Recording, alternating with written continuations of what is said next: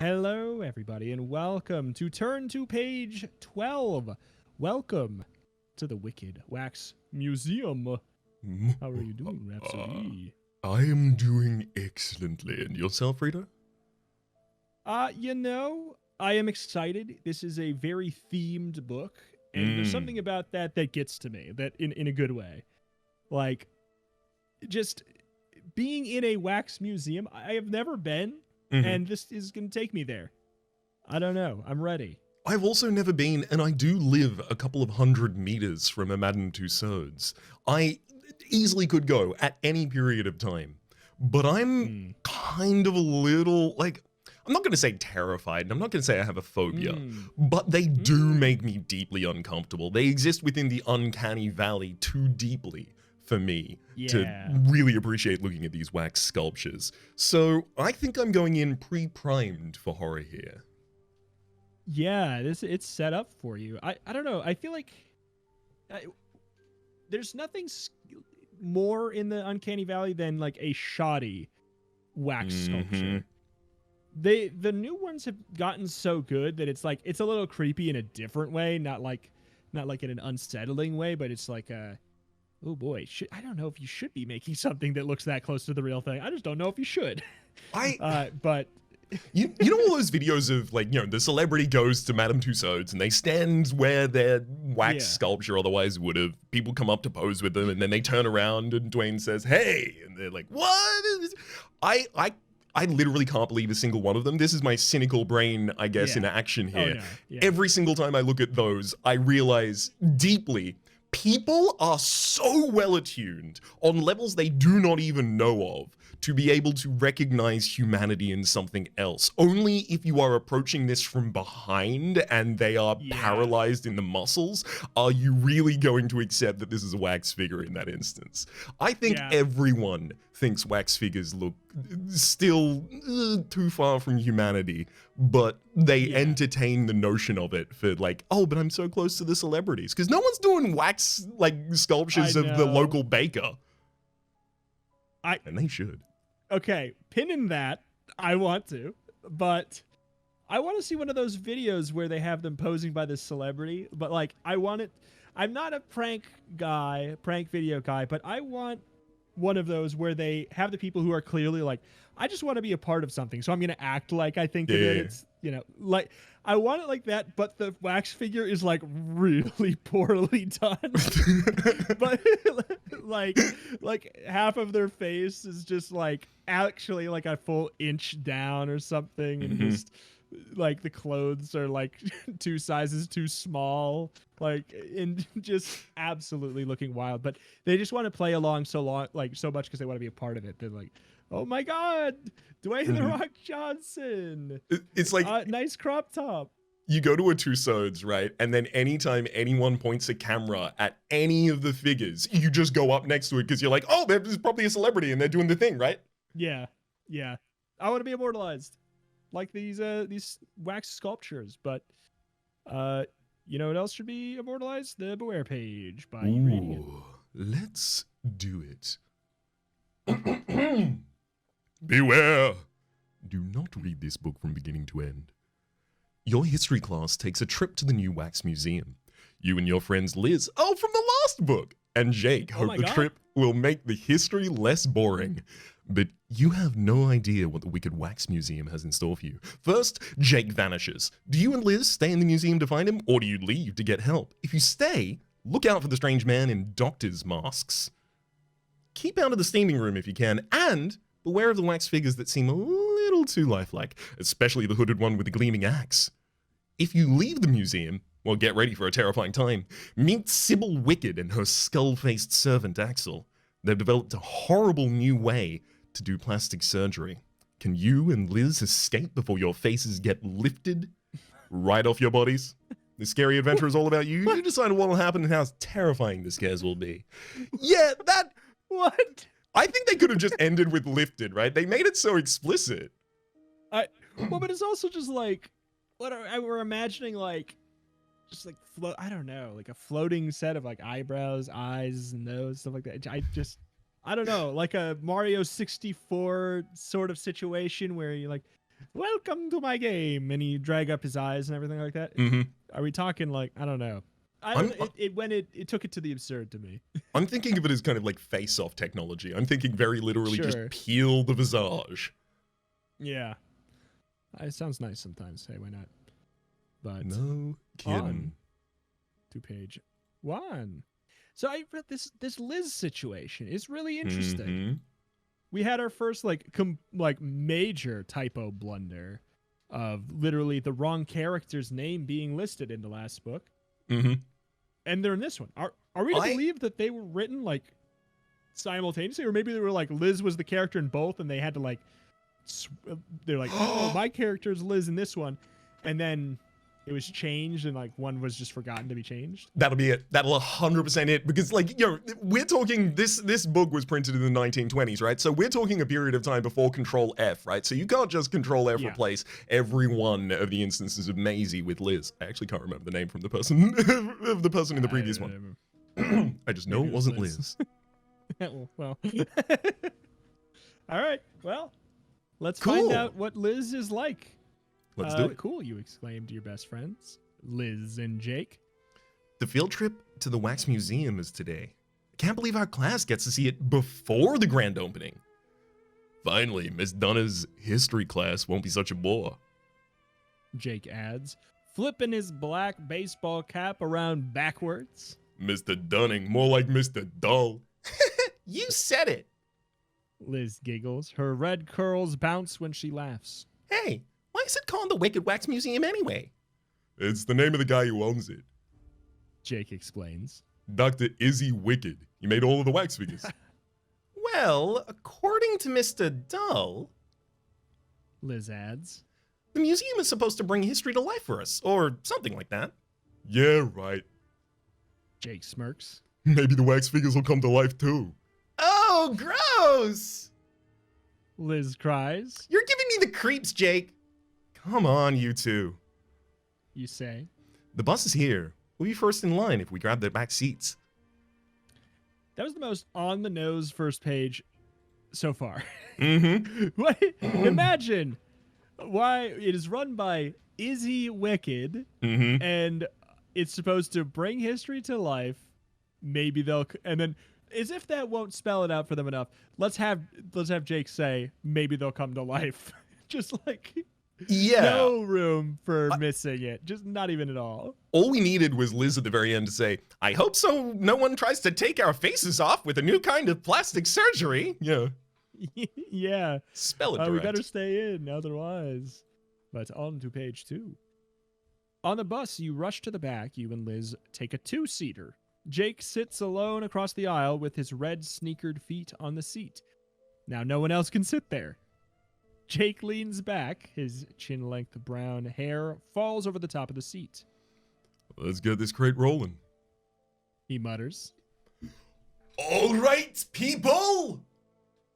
Mr. Dunning shouts from the front of the bus. Thanks to my personal donation to the museum, we get to see the place before it opens to the public tomorrow.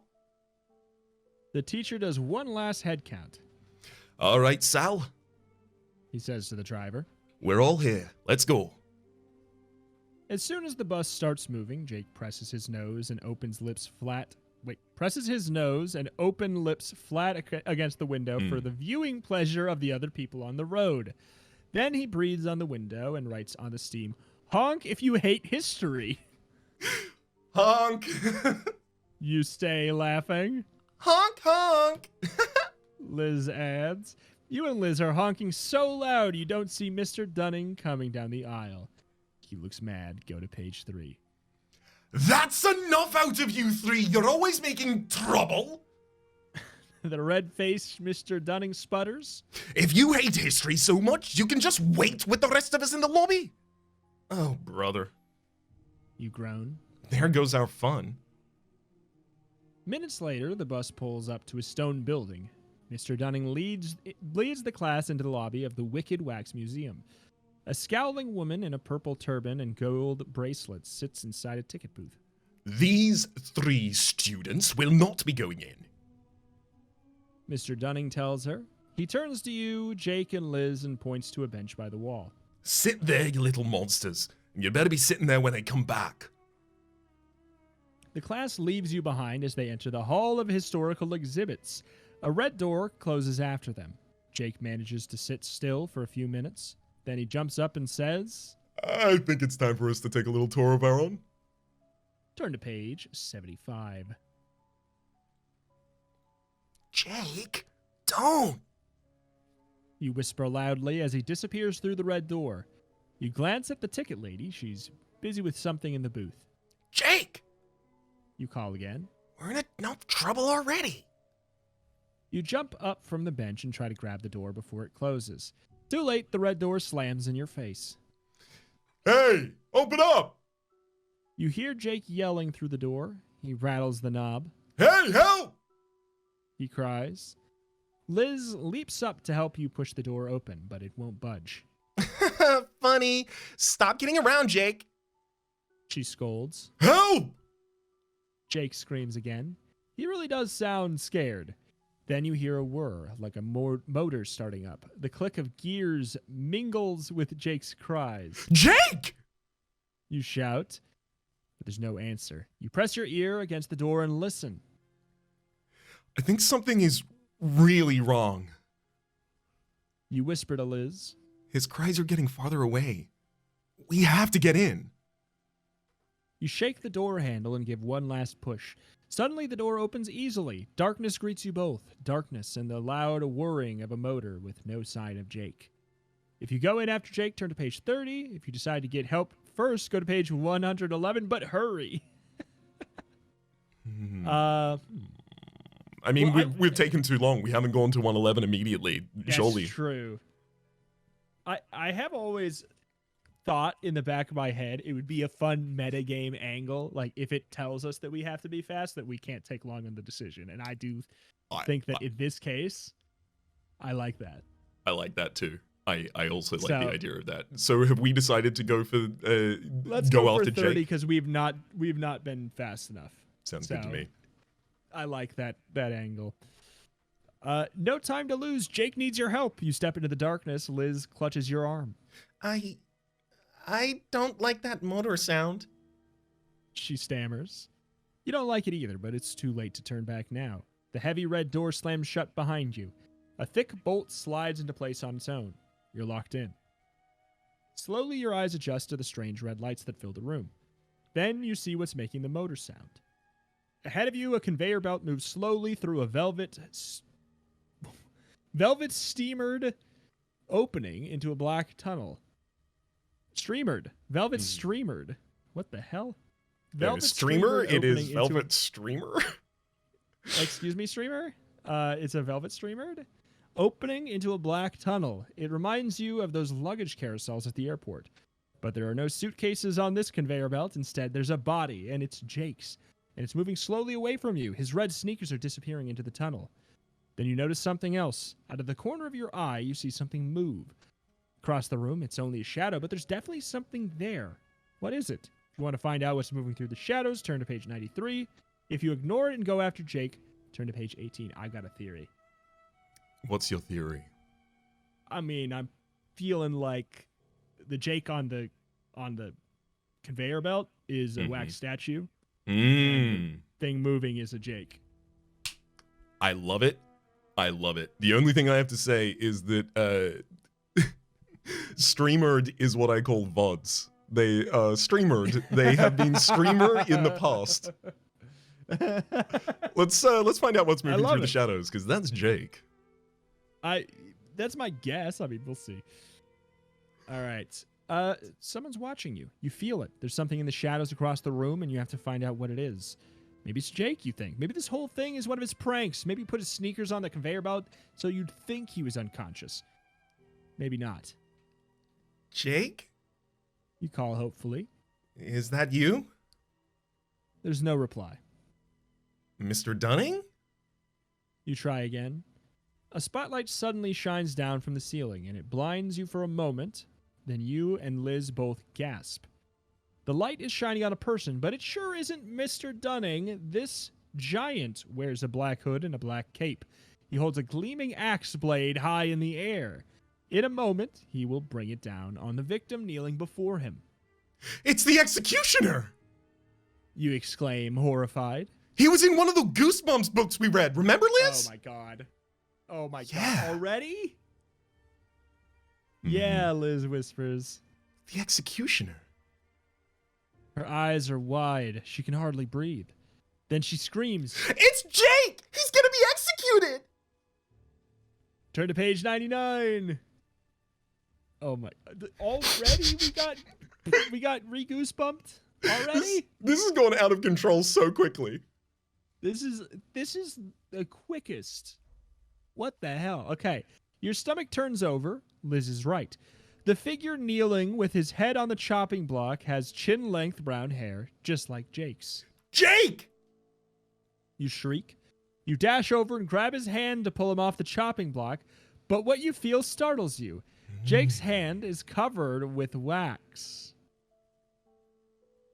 Right then, the executioner's arms glide downward. The axe gleams in the spotlight, and then whack! The steel blade of the axe lands squarely on Jake's neck. Quick, turn to page 42. Already there, let's go. Yeah. The whack of an axe on the chopping block is followed by a thud. The severed head rolls and lands at your feet. Bad ending. Time to go back. Oh, wait. You scream. No. Two glassy eyes are staring up at you. But wait, those aren't Jake's eyes at all. They're marbles. You exclaim to Liz. This is just a wax figure. It's part of the exhibit. It doesn't even look like Jake. Well, except for the hair. Liz laughs nervously. I wasn't fooled for 1 minute. Were you? She looks at the headless wax figure and shudders. I wasn't scared. You reply, trying to sound braver than you feel. To prove it, you reach up and tweak the executioner's waxy nose. It's all fake, see? Yeah. Liz says, giving the towering figure's cheek a pinch. It's just fake. What?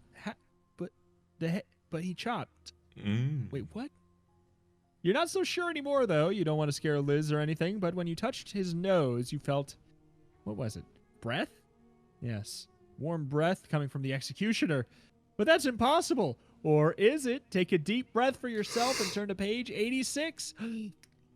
You lean closer to the executioner. This time you're sure the wax figure's chest is definitely moving. Slowly, in and out. Is this part of the exhibit? What are you doing? Liz jokes. Checking in for bad breath? Do you see it? You whisper. See what? Liz asks. She takes a closer look at the wax axe man. That's fun. Then her eyes grow wide. They made it look like he's breathing. The spotlight above the exhibit flickers.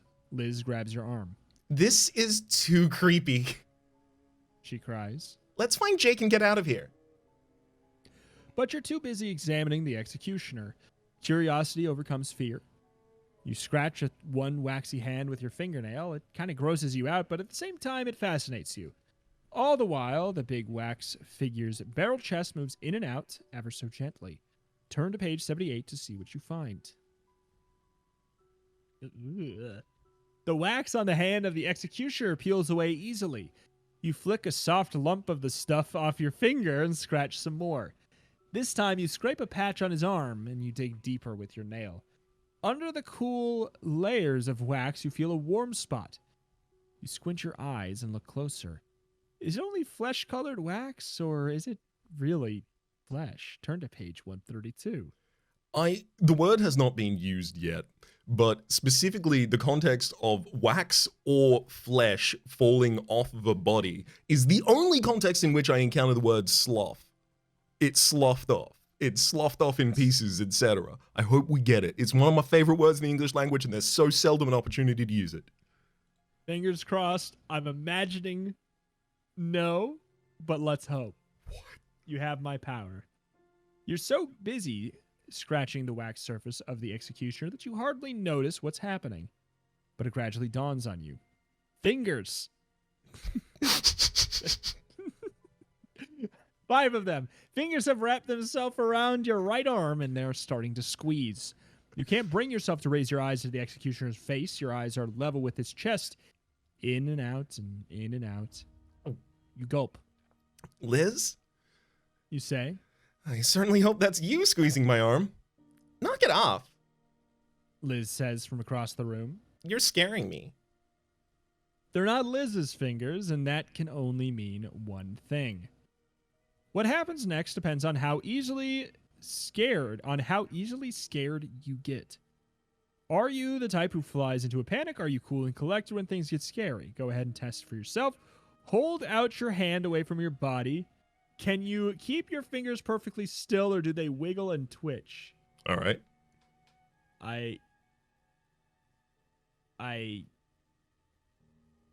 I'm doing an okay job. I don't know.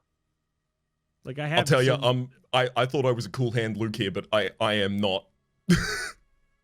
I was gonna say my arm is moving a little. That's more of like just a weakness in, in my arm strength than anything. But let's count that as trembling onto 120. I think so. You panic. Ah! You scream. The wax figure is alive! You have good reason to panic, too. Some little wax on his hand sloughed off. Now all the wax is sloughing off his body, like skin peeling after a bad sunburn. You try and pull yourself away from his waxy grip, but he's too strong. Liz, help! You cry, turning your head to look for her. But Liz has troubles of her own. Her red, curly hair is completely tangled in an air vent on the wall. Come on, Liz! How did you even do that? How did you do that? What, right now, Liz?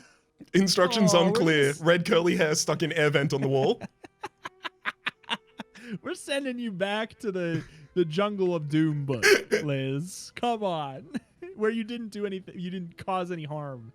Red curly hair is completely tangled in the air vent on the wall. The more she struggles, the tighter the tangles become. She gazes at you wide-eyed. Looks as if you're on your own against the executioner. He's holding you with one hand. With the other, he raises his gleaming steel axe. If you're right-handed, go to page 70. If you're left-handed, go to page 63. We both right-handed? Let's Oh leave no, that you're left? unanswered. No, but I'm right-handed. I mean, yeah, it's easy. Both of us have right. So if this path kills us, we could not succeed. Either of us could not succeed this path. I think that we would have to be able to legibly procure a drawing of some sort with our left hand. So let's hope that this one does not lead to an ending, because that would be dumb to lock something behind, what hand you have as a dominant hand. That would be very dumb. All right. You're right-handed. Really? Too bad. The executioner grabs your right hand, so you can only fight back with your weaker left one. His axe blade is raised. You reach up your left hand to hold it back. It's no use. You can't win against his strength. Not with your weak hand. The blade is sinking. It's getting closer and closer. It's only an inch away. You strain against it with all your might. Right then, a blast of icy air comes down from one of the ceiling vents. In less than a second, both you and the executioner are frozen stiff. He stands poised with his axe at the ready to chop. Where are you? You're frozen in position directly under the blade. Perfect. You hear a man's voice say. My executioner has his victim, and I have another exhibit ready for the opening tomorrow. He laughs a wicked laugh and adds, They don't call me Dr. Wicked for nothing. It's the evil owner of the museum himself, Dr. Is He Wicked. Is he wicked? Yes, he is. Thank you for spelling that out for us. The end. Yep, say what you want about Goosebumps. They never let a joke go over your head. No, they will not. They will make sure you don't get to go home until you've finished all of your joke. Mm-hmm. Absolutely. Now, so what if I was left-handed is the thing. Like, I'm feeling ambidextrous of late. Congratulations. I'm going to see if I can draw a little smiley face And You know what? I will also attempt to qualify for this. I'm gonna take my diary. With my left hand. Where's paper? Well, no, I have paper. Where's pen? Okay. Okay. And then... Well, okay. okay, so Yeah, mine is sad. We were doing a smiley face, but mine has had a tough time. well, I've got two smiley faces that are... Honestly, you know what? I need a control group. How does my smiley face... Honestly, look, it sucks with my right hand, so... I think I'm fine. But it's just because all my smiley faces are bad. Excellent. We have both now So- trained our left hand. We are both officially left-handed, I think. We are proficient in left-handed combat now. We have +2 to checks with left-handed weapons. Yes. Oh, you're left-handed? Congratulations. Thank you. We tried really hard. The executioner is holding your right arm, but your strongest arm is free. Great gobs of wax slough off the executioner's face, arms, and neck. He's still peeling. Underneath the wax, patches of burned and raw flesh ooze. He's half flesh, half wax, but all bad. His blade is aimed at your neck. You reach your left hand up and grab the handle of the axe. The executioner pulls it back. You grit your teeth and yank as hard as you can. His waxy hands can't hold on, so he lets go. But his sudden loss of grip surprises you. You go flying backwards, and so does the axe. You watch in horror as the blade comes spinning right through the air, right towards your face. Turn to page 24. At the very last instant, you manage to duck. The axe skims over you, glances off the wall above Liz, cutting free her tangled curls, and then ricochets back over your head while spinning to a quick stop. Right in the waxy back of the evil executioner. We couldn't have dreamed of a better scenario for that.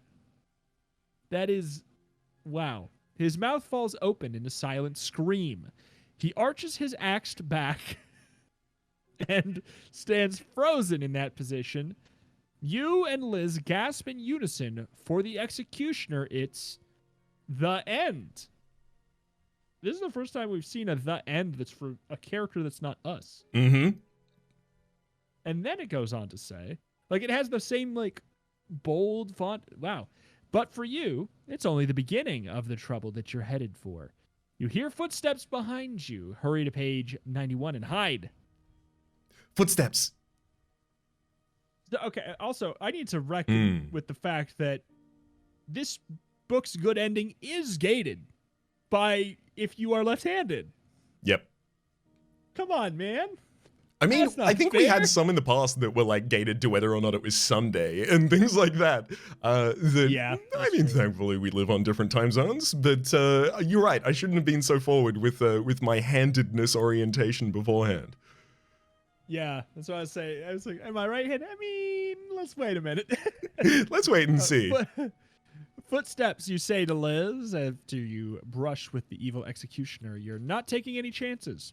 Quick, let's hide. You search for a place to hide, but the room is empty except for one thing, so you do the only thing you can. You duck under the dead executioner's black cape. A moment later, you hear a man's voice. I told those kids to wait in the lobby. He says angrily. Now they're holding up the whole group.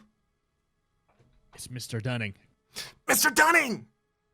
Liz calls out as you throw off the cape. It's us! We're here! But he's not there. Where could he have gone, you wonder? Then, through a small doorway you hadn't noticed before, you hear his voice again. I told those kids to wait in the lobby! Mr. Dunning! You shout, and the two of you burst through the little doorway into a closet. What's going on, you think? You see something that makes your blood run cold. Quick, go to page 77. I told those kids to wait in the lobby! The voice repeats. Now they're holding up the whole group! I told those kids to wait in the lobby! Now they're holding up the whole group! There on a closet shelf sits a tape recorder.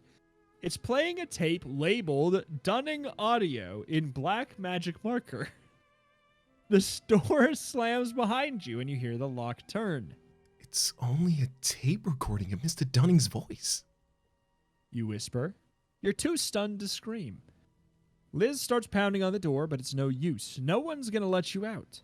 You're trapped in here with the voice of Mr. Dunning playing endlessly. I told those kids to wait in the lobby. Now they're holding up the whole group.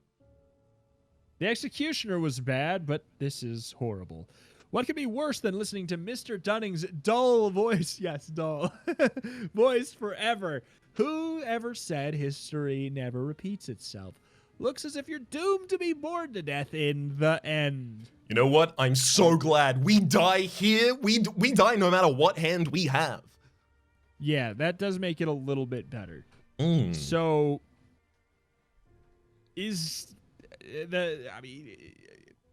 I guess we're supposed to try to have our hands out without trembling again? Well, yeah, I mean, actually, We need recently to try I that did check take again. some, what is it? Is it diazepam in the Metal Gear Solid games for holding your hand straight while I you're think sniping? so. I had recently taken diazepam, of course, as I mentioned. Yes. Hence the dollar voice here. I mean, I will And yeah, say... no, my hand, oh my god, it's still shaking so much. No, shh, no. So, it's straight. It's straight. No. Sorry, there's an earthquake under me. Actually, my hand is straight with relative to the center of the earth. Holding my arm up with my other arm, like or putting like it out. Honestly, like you know how, like they have like cop shows and they have their arm out and then they're resting the gun on their arm. I'm doing that with my hand, so that I'm not like it's not just a strength issue. Yep. And honestly, I'm not really shaking too much, so I think that Ooh. I feel like I can say page 10. We're tough and brave and on page 10. Liz? And left-handed, ambidextrous. We have And that right-handed. proficiency. And it's Sunday and Tuesday. Yeah, well, I mean, we have, but now for all future books, we can say we have left-handed proficiency. We're just building right. up our personal character sheets. The whole series is an RPG. Yes, exactly. We do have an inventory system and a stat system. It is us as people growing and changing for Goosebumps. All right, page 10. Liz, You say, trying to stay calm. we've got a problem. Problem? Liz asks. What problem? She looks right at you, but doesn't realize why you're standing so still. What is it? She asks, staring at you. You move your eyes downward. My hand. You whisper softly. His hand. You add even more softly. Liz looks at the executioner's fingers wrapped tightly around your hand. As she's watching, the executioner raises an index finger and waves it at Liz. He's alive! She screams. She lunges forward, using both hands. She shoves the executioner backwards and throws him completely off balance. The axe goes flying out of his hand. You scramble over to the axe. It's yours! As the giant creature tries to get up, you raise the axe over your head, but before you can bring it down again, on your black-caped enemy, someone stops you. Got you. Says a man's voice. Turn to page 13 to find out who has you. I have made an assumption here. Let's see. We'll see. Someone yanks the axe out of your hands. You spin around, your eyes widen in surprise. Two men in doctor's masks and overalls standing behind you. One is tall and thin, the other is short and round. You're here to finish the Why, exhibits, not finish them off. Sneers the shorter man. Thanks to you, we have to start all over again with this executioner exhibit. Adds the tall man.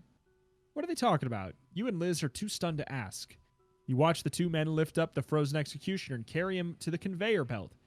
Curls of wax litter the floor after they've been sloughed off. Of course. Then they lay them down on the conveyor belt and watch as he disappears through the red velvet streamers. Dr. Wicked won't like this. There's no time for do-overs. The short man grumbles. As for you two, The other man says, shoving you roughly. it's time for you to join your friend. He's been waiting for you in the skin scraping center. No! Skin scraping center? Just skin scraping. Skin Don't sloughing want that. center. No! Oh, thank you. Liz cries. What have you done to Jake? The two men laugh. Nothing we won't do to you too. The short one promises. Turn to page 6. Liz looks as scared as you feel. Don't be afraid. The man holding her declares. The dipping doesn't hurt. For long. You won't get away with this. You warn? Our teacher, Shrek, is friends with the owner of this place. Mr. Dunning, he made a personal contribution to the museum. You're the ones who won't get away. Says your captor. He doesn't know it, but the biggest contribution that Mr. Dunning has made is you kids. You'll never see your teacher again. That's right. Adds Liz's guard. Dr. Wicked ordered us to make new figures for the unfinished exhibits before the grand opening of the museum tomorrow. The press and television news people are arriving in 2 hours. Adds the man. We've got a lot of body dipping to do in very little time. Body dipping? You screech. Where's Mr. Dunning? Where's Jake? I demand to see him. Now! And you start to scream. Scream all you like, kid. Says the short one. Your friend is being processed. It's done in stages. First, the steaming, then the skinning, then the hot wax dipping. It's hard to create exhibits of such horrifying quality, you know. But this is supposed to be a history museum. Liz cries. Get Liz's answer on page 130. History? The tall worker laughs. That's a good one. The public wants horror, not history, and we aim to please. You've already met the executioner, and soon you'll meet the others. Others? You say. What others? The short man answers. First things first, there's no time to sting you. We'll have to send you straight to the next step. He pulls a red curtain aside. A door on the wall slides open to a dimly lit hallway. At the far end, there's a glass door with red letters on it. They say Skin Scraping Center. And there's Jake on the other side. Jake! You cry. Hold on, we're coming to get you. He's struggling in the arms of another masked museum worker, and now he's being strapped onto a rolling stretcher and pushed out of sight. He's gone again, but at least you know he's still alive. Get moving. The tall man orders.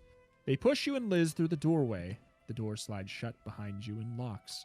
You and Liz are alone. Now's the time to make your move. You've got to act before they turn Jake into a statue. On the wall, two buttons glow. One is yellow, one is green. They look important. Just what do you need to create a distraction? But what button should you push, yellow or green? With no context. Oh, I think Yellow I might button. have some context. Oh. Yellow means Context. pause, green means go, red means stop. I suppose that is true. That's my only possible here. We've got a yellow and a green. My first working was, okay, well, I mean, green is more of a Goosebumps color, but I guess yellow is as well. They kind of like play off the contrast. Anyway, I think it's got to be the yellow button. I'm down for yellow. That's way more rationale than I had, which color do I like better? You push the yellow button. Instantly, screams and moans of agony fill your ears. Wall panels open, revealing dioramas on both sides of the hall. Ah! Liz screams too. Wax figures from the history of horror pose in gruesome scenes. You're surrounded by villains and monsters, not the kind of distraction you had in mind. Count Dracula bears fangs dripping with the blood of the wax victim in his arms. The creature from the Black Lagoon drags a screaming woman into a steaming swamp. Mud monsters, King Jelly Jam, the Mummy, monsters from every Goosebumps book that you have ever read, every movie that you have ever seen. They're all here with you in the exhibit hall of horror. But they're only wax, you tell yourself. Every exhibit's in the museum, and all that roaring, screaming, crying, it's being pumped in through speakers. It's scared but fake, right? Meanwhile, the skin scraping center sign flashes on and off at the end of the hall, reminding you of the real danger ahead. Go to page 122. Every movie I've ever seen. Every single one. It does not imply that it goes. These are two separate thoughts. Mm-hmm. Monsters from every Goosebump book you've ever read, and also every movie you've ever seen. Yep. So, hey. I'm screwed because I watched Cabin in the Woods, and there's a scene in that where they show just a frankly stupid amount of monsters from every single different thing. So I'm screwed in the circumstance. This is one of the That's a Goosebumps I would not catch-all. survive. Yeah, I've seen my dog Skip. Little rascal, my good time boy, my cheese soldier, my little monster. But alas, page 122. There's no safe place to go. The door behind you is locked. The door ahead of you leads to skin scraping. Whatever that is. I think it's on the tin. Oh, I really wonder what's going on in that room. If they were only a bit explanatory about it in the name. If only they let me know what was going on in the skin scraping room. I have serious FOMO. It's so subtle. Yeah. But, you have to get there and save Jake. As much as you want to go to the skin scraping room, you and Liz cling to each other as you walk through the Hall of Horrors. Past Count Dracula, past the creature from the Black Lagoon, past the mud monsters, past Skip, past all of them. The hall is about as long as a football field, and about halfway through you stop. Did you see what you thought you saw? You study the waxy red drops of blood clinging to Dracula's fangs. His lips are curled back, showing blood-soaked gums and a crimson tongue. Out of the corner of your eye, you see the scaly creature from the Black Lagoon in the next exhibit case, his webbed hands clutching the long hair of his victim, and tighten their grip in front of your eyes. You weren't just imagining things. Count Dracula really is turning his focus of his red eyes to you. And so are all the figures in the Wicked Hall of Wax. They're all alive, just like the executioner. As if they can read your thoughts, suddenly all the wax creatures drop their victims and turn their evil eyes on you. Race to page 88. I would say you say your thing first. Before we race to page 88, I have to say that blood-soaked gums and a crimson tongue would be a sick bar in like a horrorcore rap album. I hope to see this in like clippings next. I do really love that. I was just going to mention that there's no page in Goosebumps history in which we should theoretically be more screwed. Yes. Like, we are in the middle of a room with every monster that we have ever conceived of. That's so many. And we're in the middle of the room at this point. I'm actually mad if this next page is not an end. I mean, the only thing I can possibly perceive is all of them share one weakness, being semi-wax. So, here's hoping. Fair. And then you grab your blow dryer. All at once, the living, breathing wax villains step, crawl, and fall out of their horror scenes. Clawed hands, fanged mouths, slime-covered arms reach out for you and Liz. You decide not to stick around and find out what they have in mind. Run, Liz! You cry over the shouts, moans, and groans of the pack of creatures. Run to the skin center! I'm so curious! Called. Say the full name. Run to the skin scraping center! Skin scraping center, of course. Oh, you both make a mad dash for the end of the hall, but Count Dracula is a step ahead of you. His cold, waxy form steps into your path before you get to the glass door. He smiles a horrible, fanged smile. You put on the brakes and take a step back. The rest of the wax attackers line up behind the Count. The Wolfman howls. The Frankenstein monster groans, breathing their hot, rancid breath in your faces. They advance on you. How are they breathing on us and then advancing to? Whatever. You retreat in sheer terror. Your legs are shaking. Liz's teeth are clattering. Looks as if they've got you trapped. The door behind you's locked. Remember? Dracula licks his lips hungrily. With all these monsters breathing down your necks, there's only one thing you can think to do. Turn to page 55. You push the green button. The ceiling above you opens up. A large pair of tongs reaches down. Okay. Yep. All right, let's give this another go. You push the green button. The ceiling above you opens up.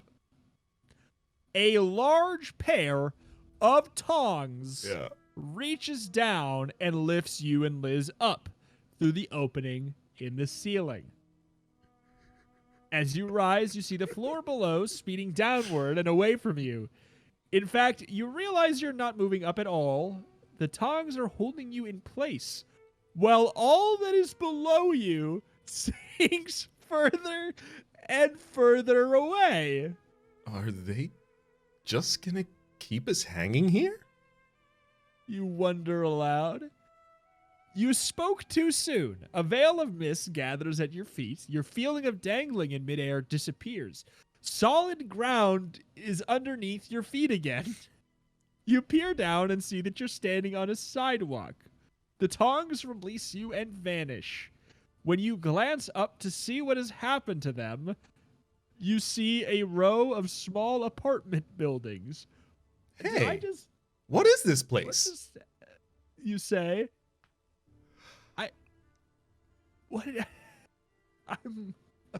I need answers. I guess I just need answers. Rito, when did we load up Psychonauts? Like, this is a Psychonauts-ass scene suddenly in Goosebumps. It really is. That is very apt. I cannot wait to see how they explain it. I will not be sufficiently pleased, no matter the answer. 33. Yeah, I guarantee it. It's so foggy here. Who can tell what this place is? Liz whispers. A full moon lights the night sky. A single gas lamp casts weird shadows against the brick walls of buildings. Liz moves the mist away with her hand and then looks around. The gaslight flickers, but nothing else moves. All is quiet. All is still. It's a city. Liz says softly. An empty city, it looks like. You reply a little nervously. We're the only ones here. A metal garbage can falls over with a crash, and a surprised cat wails in the alley. You turn in the direction of the noise and scream. Liz, look out, behind you! Liz whirls around and gasps. Uh-oh, you're not the only ones here after all. Okay. You remember we were the lifted era out with tongs and put into a city. Yep. You remember the era of video games back when, you know, like a bunch of different designers would go off and like, I'm doing the ice level, I'm doing the fire level, I'm doing the starting tutorial zone, things like that, right? And then I'm talking like PS1 prior generations, right? Yeah. And then at the very end of the project, they all needed to come together and figure out how to put them all together in some sort of an order. A lot of people went with hub worlds that you have the ability to kind of like diversify from, but some people tried to justify how you ended up in like the volcano level from the ice level. Like this is almost perfectly typified in like point and shoot games in arcades where you need to, you know, board a helicopter and then you get dropped off elsewhere. This is like they recorded dialogue for Liz and the main character and they couldn't ask the voice actors back, so they couldn't justify it, and they were like, we need to transition between these two scenes, but they can't mention the tongs. It just happens. Yeah, it happens. Tongs. Tongs. Lift it up. I love that it's so normal. It's a city now. This is just the dumb thing. This is actually public transport in this world. They stand by a certain stop, they hit a green button, and then tongs pick. No, hang on, don't pick them up. Tongs grab them, and the rest of the world descends. Yeah, that's right. It doesn't pick them up. It holds them, and the world changes. Good God. Maybe this is perhaps the most I've been confused from a two-page turn. Yeah. But maybe, hey, maybe they'll redeem themselves with it. Maybe they'll loop us back in and be like, you know what? That's pretty clever. Those weren't tongs. That was... I have nothing. They can't do it. The tall, shadowy figure of a man stands in a swirling cloud of mist. He wears a dark overcoat and a wide-brimmed hat pulled down over his eyes. As the fog clears, you see his hands are stretched out in front of him, and he's reaching for Liz's throat. Look out! He's gonna strangle you! You exclaim. Liz ducks. What? All right. Good reaction time. Oh, no. Liz ducks. The Strangler, capital T, capital S, the Strangler, keeps reaching for her. This time you reach for her too. You pull her in the opposite direction and start running. Are those footsteps behind you? Is the Strangler following you? You desperately want to look back, but it might slow you down. If you look back over your shoulder, turn to page 50. If you keep running and don't look back, turn to page 8. What? Okay. Run and look back, or run and don't. I think we need to run without looking back, and my justification for this is that Liz and our main character have been through some wild stuff recently and don't seem to be particularly curious about almost any of it after a certain point. Yeah. I think they've reached their capacity for novelty for today, and they're just like, we need to just go through it. Yeah, I'm with it. Page 8. Or, wait. Yeah, Yes, let's page go. 8. You keep running and don't look back. You don't have time to see, you don't have to see him. Now you can hear the Strangler's footsteps behind you. Hurry, Liz, he's following us. You run to the entrance door of the brick apartment building closest to you and try the handle, but it's locked. The Strangler is catching up. You hurry to the next door, locked. The Strangler is closing in on you. Liz trips and stumbles. Ah, my ankle! She cries, hopping on one foot. I twisted it! The Strangler is gaining on you. You drag Liz to the next door, but it's locked. All locked. There's only one building left to try. Liz? You say, pulling her along beside you. Come on, you've got to make it a little bit farther. You reach the door of the last building. There's a candle burning in the window on the top floor. You whisper hoarsely to Liz. This one's gotta open for us. Run for page 79. You turn the handle. The door is unlocked. You push it open and pull Liz inside the warm building. There's a staircase in front of you, and you turn back and see the Strangler reaching the walkway leading up to the door. You have only seconds left before he'll get to you. You and Liz race up the stairs, just steps ahead of the menacing man. He catches you by the hand. Gotcha. He growls. Let me go! You cry, twisting your hand in his. Liz pulls at you as you pull at him. You scratch at his gripping hand with your... His gripping hand with your free hand. These sentences together are so ham-fisted. You cry, twisting your hand in his. Liz pulls at you as you pull him, and you scratch his gripping hand with your free hand. The thing is, you even smoothed out the sentence for them in real time because it's Liz pulls at you as you pull at him. That's so... Yeah. Oh my god. I love it, though, nonetheless. Gobs of soft wax are stuck under your fingernails. He's wax, just like all the others. Wax, but alive, too. Twist your hand free and turn to page 129. You twist and scratch until you pull yourself free from the wax madman. You grab Liz and pull her up the stairs. You reach the room where the light is on, but there's no time to knock. You throw open the door and come face to face with the tall museum worker who captured you in the executioner's room. He's still wearing his white overalls, but he's taken off the doctor's mask. I've been expecting you. He says. You didn't really think you could get away, did you? You'll stay with us forever. He looks past you and speaks to the man behind you. Aren't they, Strangler? Oh, so that's just his name. Just his name, yeah. That's just me. Oh, my God. You turn to run, but, I mean, why even the? But Strangler's towering figure blocks the way. Why try to leave? The man in overalls snarls. You should feel honored to be part of the grand opening of the museum. While he talks, you search the room with your eyes. You search the room with your eyes. You're looking for anything that might save you and Liz. Then you see it, the candle in the window. You've got an idea, and it just might work. You have no choice but to try it, so turn to page 7. With your eye on the candle in the window, you start screaming wildly.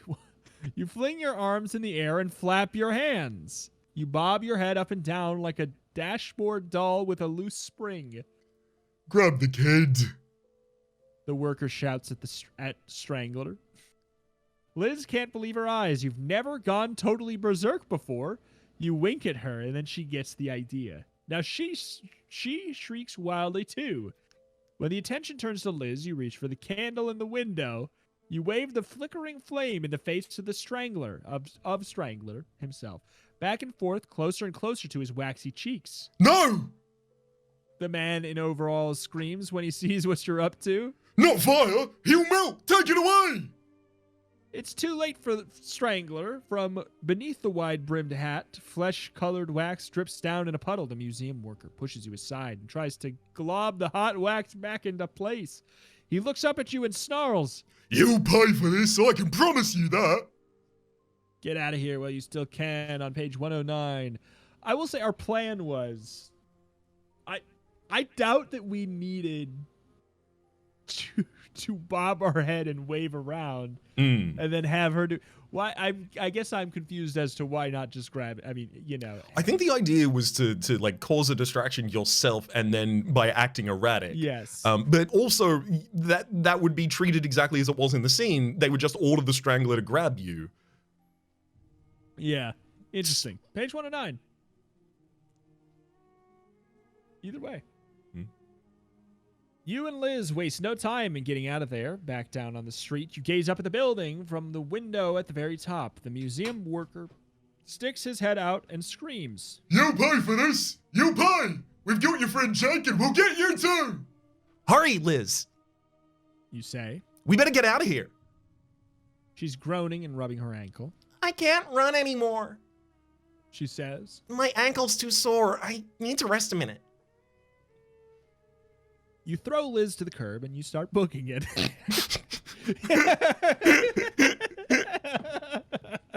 You gaze up the street and see the man in overalls coming out of the building he was in. Quickly, you pull Liz into the dark doorway of the nearest building. By mistake, she leans back against the door and hits the doorbell. An ear-stinging buzzer sounds. The door opens automatically. A long hallway stretches in front of you. At the end of it is a woman that motions for you to come in.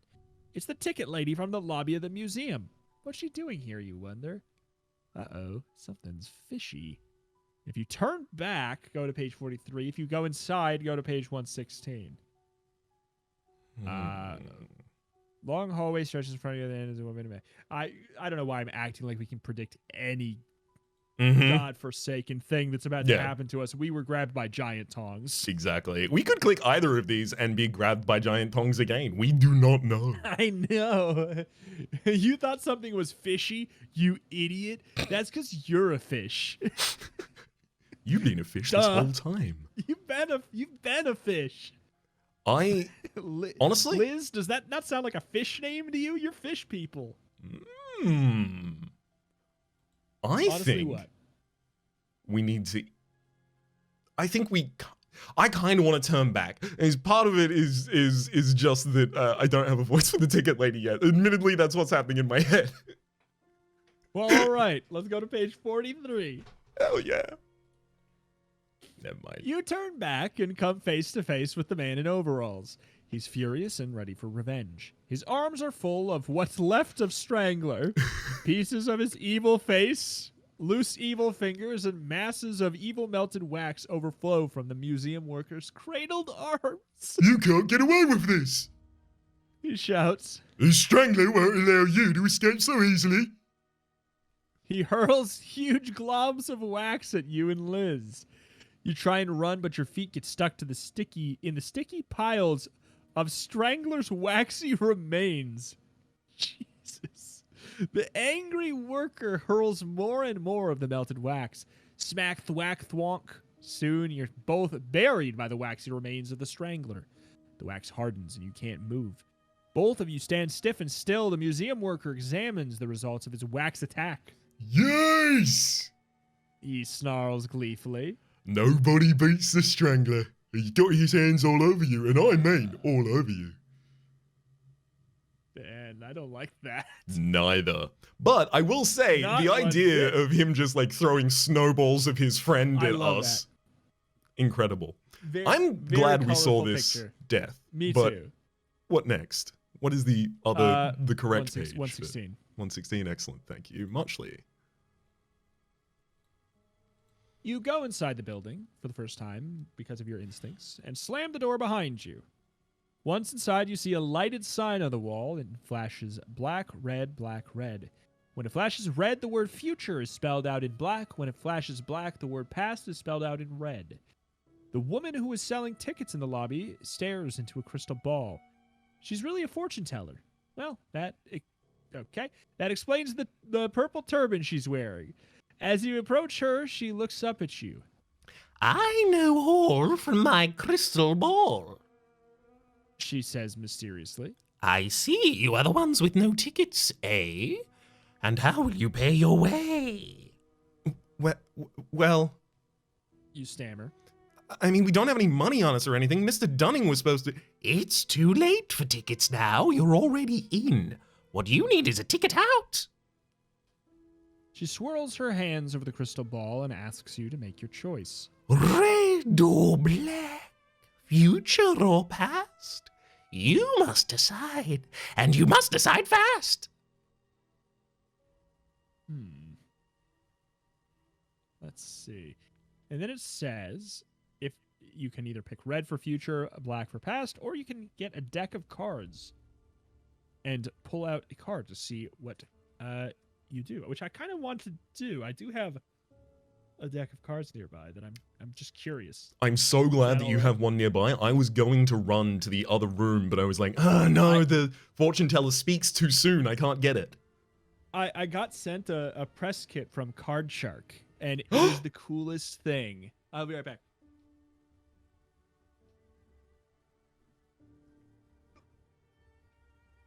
Welcome back. All right. I'm back. I got the deck of cards. But yeah, they sent a deck of trick cards that lets you actually cheat. Incredible. Cards. It's great. It's super cool. All right. I had a tapered deck when I was a kid, and it was good fun. I never used it to actually cheat at games. I mostly used it for tricks. I got the Queen of Diamonds.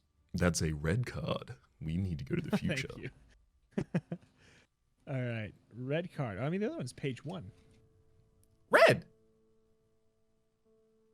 Oh, the other one's page 1, so going to the past literally takes us to the start of the book. Oh, I'm so glad we got a red. Red! Oh. Liz says. It's like my hair. The fortune teller cackles.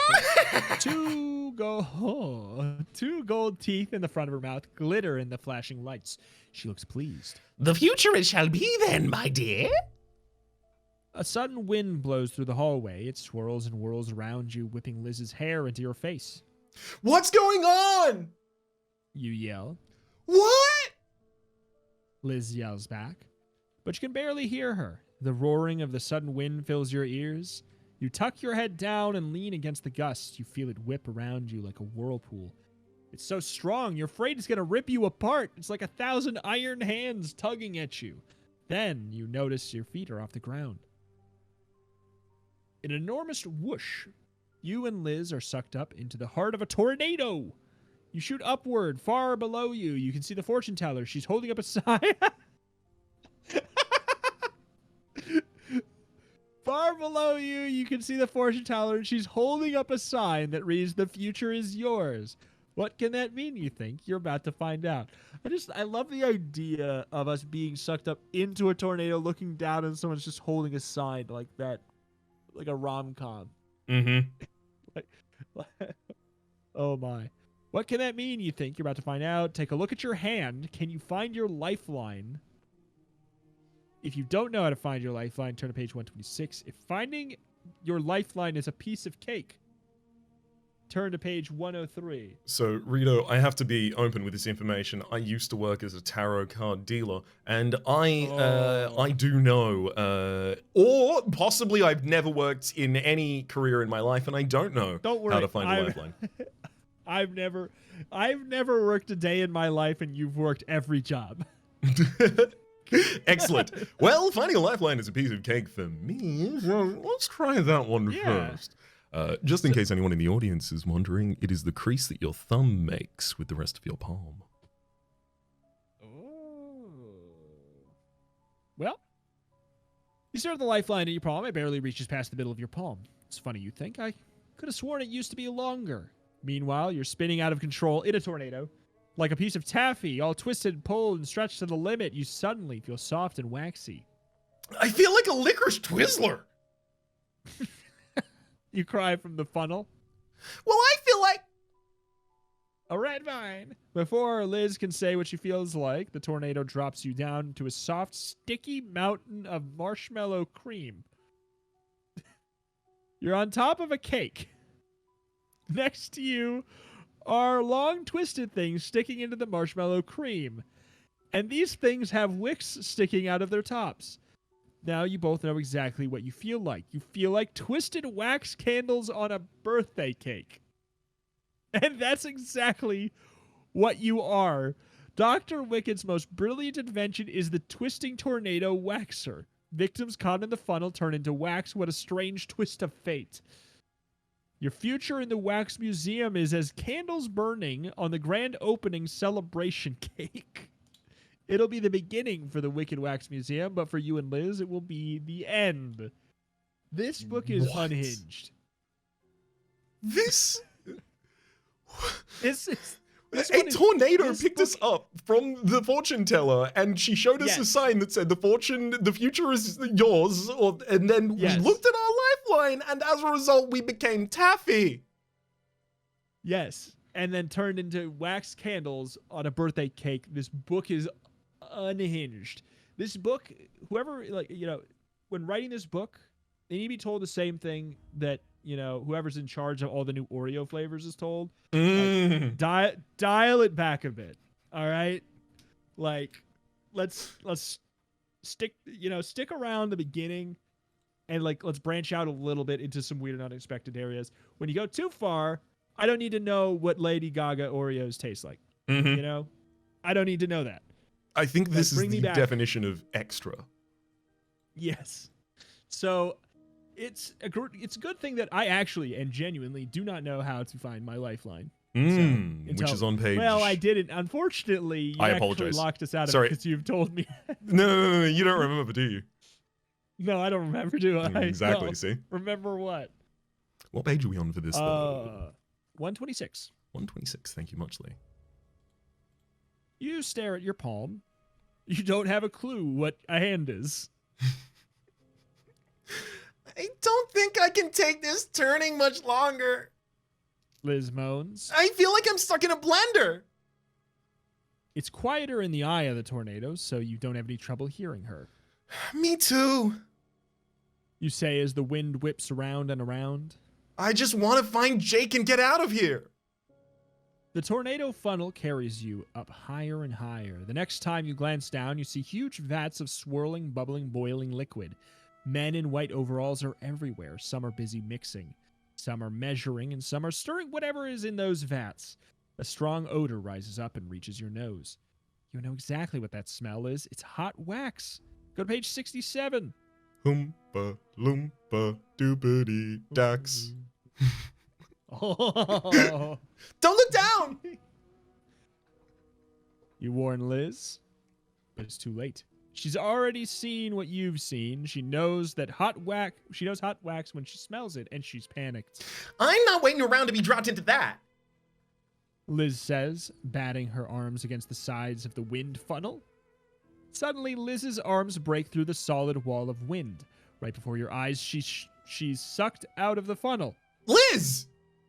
You shout. Seconds later, her arm reaches inside from outside and grabs your arm and yanks you out too. You say, trying to catch your breath. My stomach feels like it exploded. I didn't think we were gonna make it there for a minute there. If I knew where my lifeline was, I don't think we would have. Uh-oh. Liz gulps as she looks around. I have a feeling we're not out of danger yet. Ooh. Turn to page 9. Liz is right. You just stepped out of the tornado. Oh my god, we finally made it. Yeah.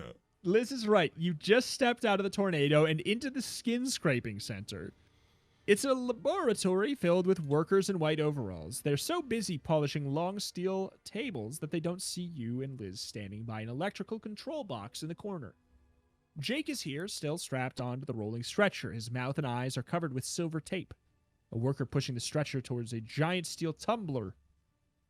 A worker is pushing the stretcher towards a giant steel tumbler. Its beehive shape and the way it turns around on an axis reminds you of the back of a cement truck. Another worker opens the tumbler door. The inner walls are lined with sandpaper. Oh, God. I don't like that. I don't... This book is unhinged and also filling me with more situations where I'm like, ooh, I'm actually kind of like, I don't like that. So brutal. This book is winning, is what I'm getting at. The worker turns a dial. Inside, a shower of coarse gravel beats against the sandpapered walls. Anything placed in there will be skinned in seconds. You watch in horror as Jake is wheeled up the ramp and into the skin scraping machine. Do something! Liz cries. Quickly, you open the control box behind you.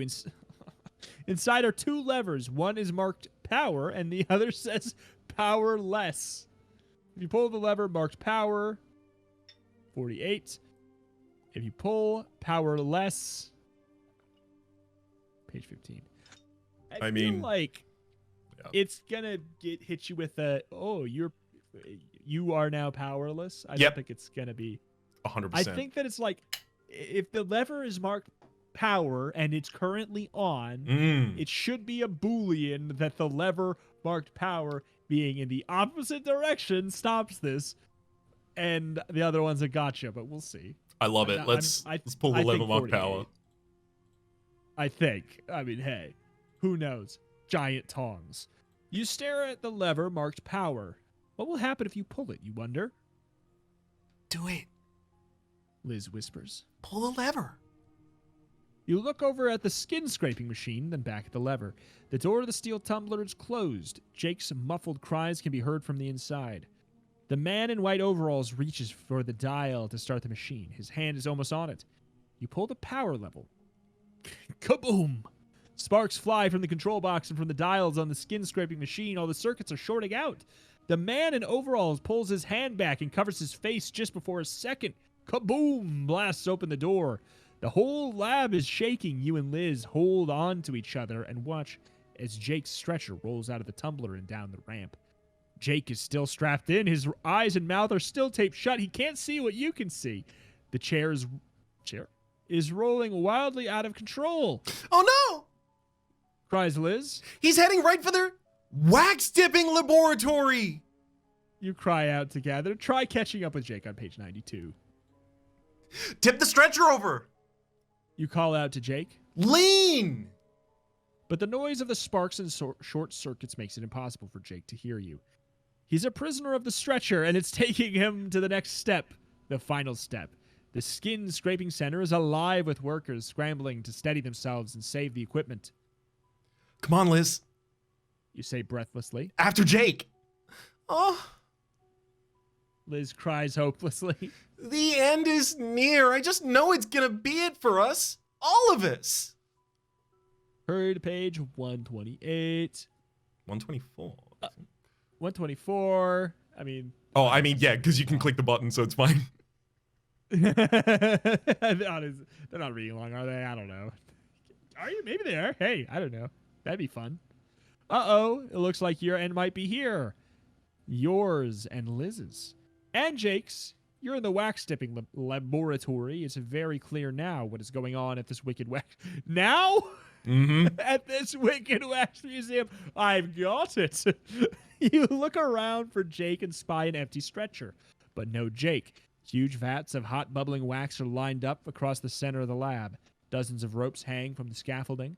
Giant machines rumble, tumble, swish, and swirl. Hundreds of wax-dipped figures dangle from drying racks. A voice on the other side of the laboratory shouts, Check that one for readiness. Yes, Dr. Wicked. replies a worker in white. Now you see him. It's Dr. Izzy Wicked himself, standing on a platform overlooking the lab. A mane of wild white hair frames his hollow-cheeked face. Don't dip him until you are sure the steaming and skinning has been successful. He orders. 3 other workers are gathered around the stainless steel table. When they step back, you see what or who they're examining. It's Jake. Turn to page 104. It's Jake! Liz exclaims out loud. Both the worker and Dr. Wicked swing around to see who spoke. They see you and Liz.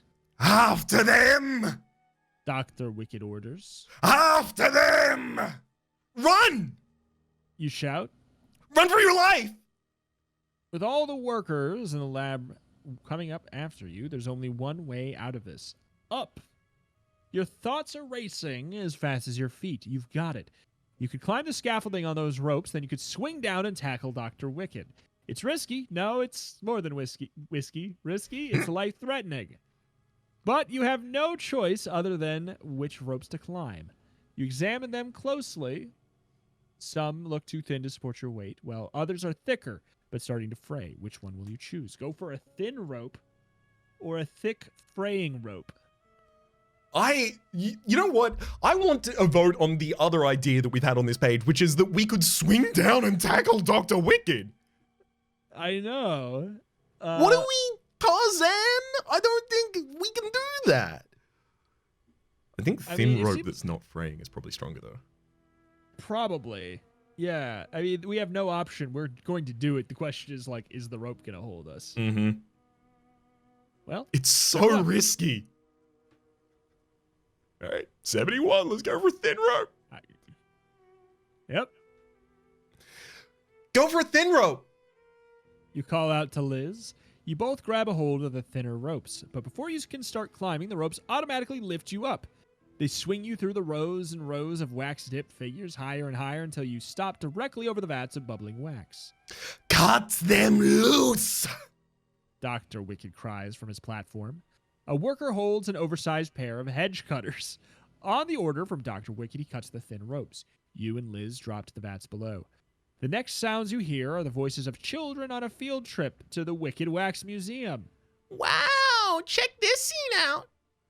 One kid says. It's kids like us getting dipped in hot wax. So that's it, you think to yourself. This is the scene you and Liz were meant to be all along. You're just 2 kids being dipped in vats of hot wax in a wax museum.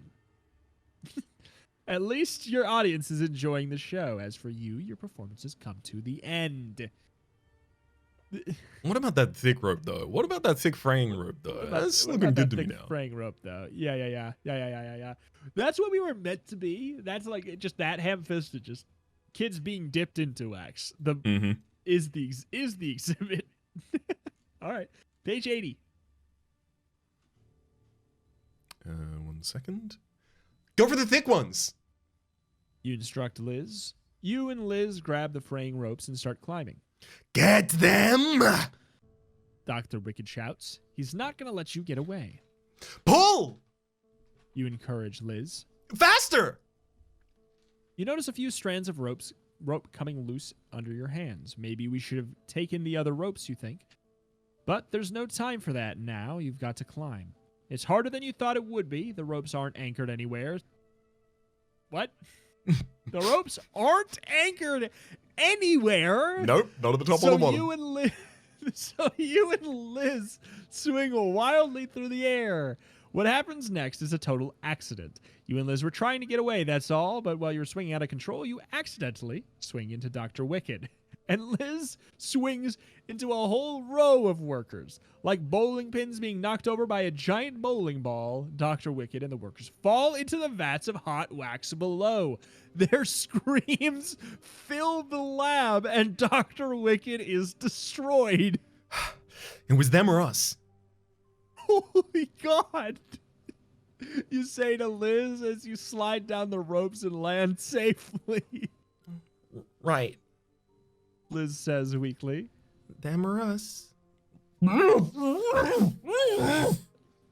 A muffled voice says from the table. Turn to page 115. Jake! You and Liz exclaim together, but this time you call out his name with happiness instead of horror. You hurry over to the table he's tied to and pull the tape off his mouth and eyes. What do you think, Liz? You ask, winking at her. Should we unstrap him? I mean, after all, he's the one who got us into this mess in the first place. Come on. Jake pleads. This was no picnic for me either, you know. They had me heading for the bath of the century. You and Liz laugh as you untie Jake. He stands up, shakes his legs to get the circulation going, and says, So, what did I miss? Liz rolls her eyes. You're just about to give Jake a friendly punch on the shoulder when you hear a familiar voice. Uh-oh. You say. Here comes more trouble. Turn to page 65. Mr. Dunning! You, Liz, and Jake all cry at once. What are you doing here? Good question. Mr. Dunning says angrily. I might ask you the same thing. I told you to wait in the lobby. Oh. Jake stammers. Never mind that now. I'll deal with the three of you later. Maybe missing this wonderful trip was punishment enough. We saw everything there was to see and even met the owner of the museum himself, Dr. Wicked. I haven't seen him lately, though. Anyway, you three really missed out on a lot. I hope you've learned a lesson after this experience. Oh, we sure have, Mr. Dunning. You say. We definitely, positively sure have. What? What have we learned? Our whole life has been shaken. Giant tongs and all. The end. We have learned what we know of the world is but a shell. We know a fraction of a fraction of a fraction, and we already knew that we didn't know anything. Mm-hmm. And now we know less. And now we start from scratch. We start from scratch once more. Back to breathing. The end. Jake was like, my God. real nonchalant about almost dying Absolutely. many times. Yeah. Oh, this is the biggest thing of the day. Oh God, I really gotta get my circulation going in my legs right now. Man, that was wild. It was not a piece of cake for me.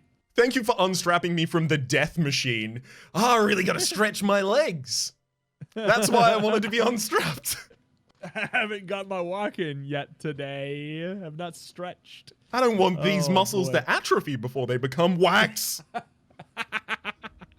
This book was wild. Absolutely wild. I love this one. And also I don't get it. I love it. I'm certainly somewhere between the two as well. I almost wonder if the town story would have been led into by another line as well, and therefore it needed to be like, oh, we're just in a city. Let's not mention the tongs that took us here, but like, man, I'm gonna be thinking about those tongs for the rest of my life. I know if the book would not be like it was like quasi unhinged apart from the tong element, the tong of it all. But just like that page, that 1 and 2 page like stretch was definitely the most one. Like it never did get wrapped up.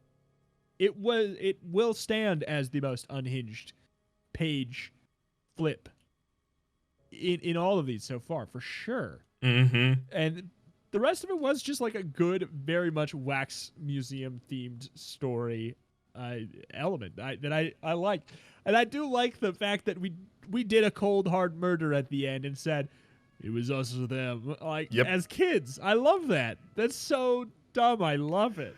It is weird though that it says it's accidental that we swing into Dr. Wicked and it's accidental that Izzy swings into the rest of the workers. But that was, if you'll recall, that was the plan. our plan. Yeah, I know. It was my plan, but I didn't mean to do it. Oh, okay. Actually, I know what's happened here, right? It's Yeah. not a crime to possibly premeditate a murder, but then if you do the murder, you get charged with premeditated murder. So what they were doing is theorizing how they may take out the target and then covering themselves legally by saying, actually, it was an accident. I only want to go down for manslaughter. Exactly. Yes. 100%. Wow. Yeah. Okay. That was welcome to the Wicked Wax Museum. What a treat. Oh my word. But as we get to the end here, we have a couple things to re-mention and remind. One thing being, if you are watching this on the YouTubes, there is a dedicated YouTube channel that actually now has a URL. If you go to youtube.com/ and this is weird, YouTube has just started doing this, youtube.com/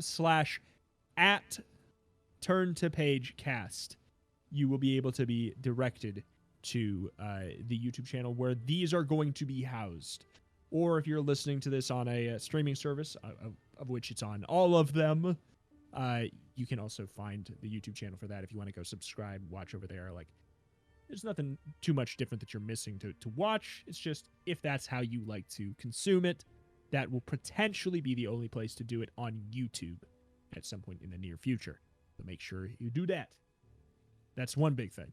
Exactly. Another big thing maybe, if you know anyone who might be interested in a Goosebumps podcast like this or something of this kind of vibe, recommending it to them, or possibly leaving a rating or review on one of the streaming sites that you are watching this.